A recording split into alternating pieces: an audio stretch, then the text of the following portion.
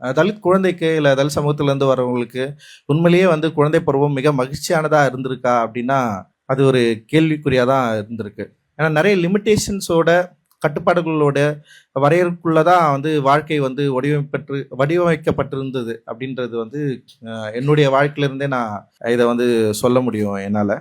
And இப்ப சமீபத்தில வந்து ஜீல வந்து பாபா அம்பேத்கரோட லைஃப் ஹிஸ்டரிய வந்து அந்த குழந்தைகள் உலகத்த போடுறப்ப நெறைய குழந்தைங்க வந்து விரும்பி பார்த்தாங்க ஆக்சுவலி. எங்க வீட்ல எல்லாம் மகிழினி எல்லாம் போட்டி போட்டு உட்காந்து ஒவ்வொரு எபிசோடா பார்ப்பாங்க. ஆனா அந்த எபிசோட் வந்து பாதியிலேயே நிறுத்திட்டாங்க.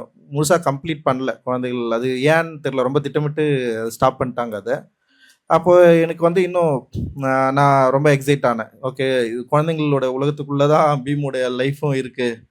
நம்ம அதை எப்படியாவது கொண்டு போய் சேர்க்கணும் அப்படின்றது தான் என்னுடைய விருப்பமா இருந்தது.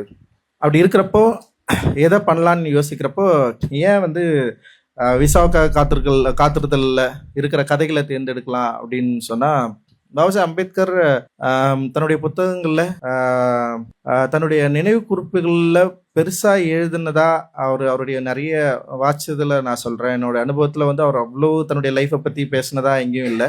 குறிப்பா விசாகா காத்திருத்தல்ல தான் அவர் வந்து டீட்டெயில்டா இத பத்தி பேசியிருக்காரு. இது மாரி ஒரு 3